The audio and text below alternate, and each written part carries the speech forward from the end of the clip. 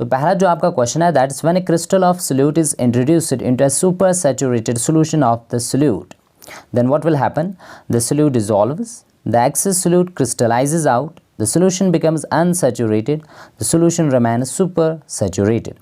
देखो, जब आप एक क्रिस्टल सोल्यूट का ऐड करेंगे एक सुपर सैचुरेटेड सॉल्यूशन को, तो जो वहाँ पे एक्सेस सोल्यूट है वो क्रिस्टलाइज होगा, तो इसका जो करेक्ट ऑप्शन होगा दैट विल बी बी। उसके बाद नेक्स्ट पे आ जाते हैं, that is which does not influence the solubility of solid in a liquid solvent. देखो यहाँ पे कौन सा अफेक्ट नहीं करता है, डज नॉट इन्फ्लुएंस है ना, इसको यहाँ पे ध्यान रखेंगे, does not influence the solubility of solid in liquid type solution, ठीक है ना। तो देखो नेचर ऑफ सोल्यूट ये तो डिपेंड करता है, ये हमने पढ़ा है फैक्टर्स अफेक्टिंग द सॉल्युबिलिटी, है ना। नेचर ऑफ सॉल्वेंट इस पर भी ये डिपेंड करता है। सिमिलरली टेम्परेचर का भी इफेक्ट होता है, पर प्रेशर का इफेक्ट नहीं होगा on solubility of solid in liquid type solution. क्यों?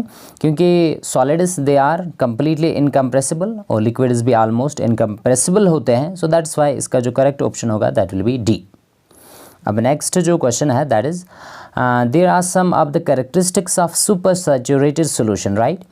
एक जो आपको दिया गया है that's equilibrium exists between solutions and solid solute. दूसरा आपको दिया गया है if a crystal of solute is added to a super saturated solution crystallization occurs rapidly.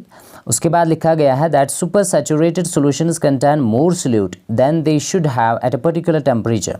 अब आपको यहाँ पे बताना है correct characteristics of super saturated solutions. और देखो पहला जो यहाँ पे दिया गया है दैट इज इक्विलिब्रियम एग्जिस्ट होता है between solution and solid state, solid solute, पर ऐसा नहीं होता है, ये गलत है। यहाँ पे हमने पढ़ा है दैट सुपर सैचुरेटेड सॉल्यूशन जो होता है ये होता है मेटास्टेबल, तो अगर ये मेटास्टेबल है तो यहाँ पे कोई इक्विलिब्रियम नहीं होगा, तो ये इनकरेक्ट है। बाकी जो दो है ये करेक्ट है, so these are correct characteristics, so इसका जो करेक्ट ऑप्शन होगा दैट विल बी बी। उसके बाद नेक्स्ट क्वेश्चन पे आ जाते हैं, that is an ionic compound that attracts atmospheric water so strongly that a hydrate is formed is said to be. देखो अगर आपके पास कोई आयोनिक कंपाउंड है, सॉल्ट है जो अट्रैक्ट करता है मॉइस्चर, ठीक है ना, फ्रॉम एयर, और वहाँ पे हाइड्रेट बनता है, हाइड्रेटेड सॉल्ट, ठीक है, तो इसको क्या कहेंगे हम? डाइल्यूट कहेंगे, हाइग्रोस्कोपिक, इमिसिबल और मिसिबल। तो डेफिनेटली इसको हाइग्रोस्कोपिक कहेंगे। हमने पढ़ा है hygroscopic substance, deliquescent substance and efflorescent substance, है ना। तो यहाँ पे हाइग्रोस्कोपिक, देखो अगर आपका होता है यहाँ पे डिलिक्विसेंट, है ना, डिलिक्विसेंट सब्सटेंसेस जो होते हैं ये ऐसे सॉल्ट्स होते हैं which when exposed to air, जब इनको एयर एक्सपोज किया जाता है टुवर्ड्स एटमॉस्फेयर तो ये इतना मॉइस्चर एब्जॉर्ब करते हैं, वहाँ पे सोल्यूशन बन जाता है। जैसे मैंने एग्जांपल आपको दी थी सोडियम हाइड्रोक्साइड, है ना, पोटेशियम हाइड्रोक्साइड, तो वो लिक्विसेंट सब्सटेंसेस कहलाते हैं। पर हाइग्रोस्कोपिक जो है ये कम मॉइस्चर एब्जॉर्ब करते हैं फ्रॉम एयर और यहाँ पे कोई सोल्यूशन नहीं बनता है, राइट। तो ये हमने पढ़ा है। नेक्स्ट जो आपका क्वेश्चन है that is choose the correct statement with respect to vapour pressure of a liquid among the following. देखो वेपर प्रेशर से लिया गया है, यहाँ पे बताया गया that it increases linearly with increasing temperature.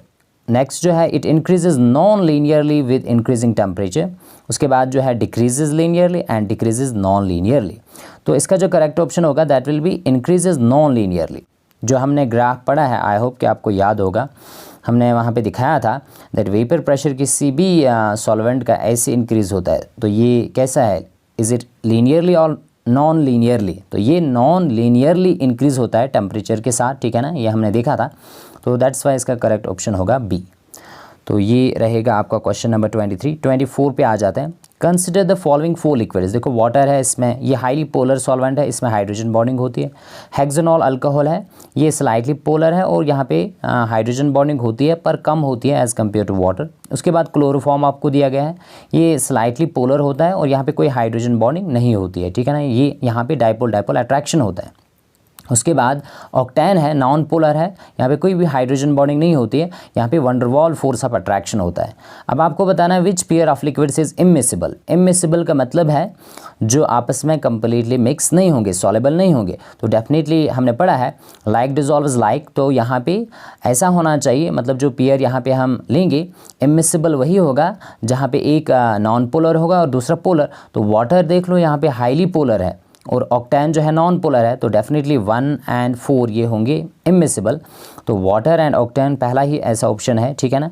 बाकी आप देख सकते हैं, देखो वाटर एंड हेक्सेनॉल है यहाँ पे, वाटर पोलर है, हेक्सेनॉल भी तो पोलर है। हेक्सेनॉल एंड क्लोरोफॉर्म, ठीक है ना, हेक्सेनॉल स्लाइटली पोलर है और क्लोरोफॉर्म भी स्लाइटली पोलर है।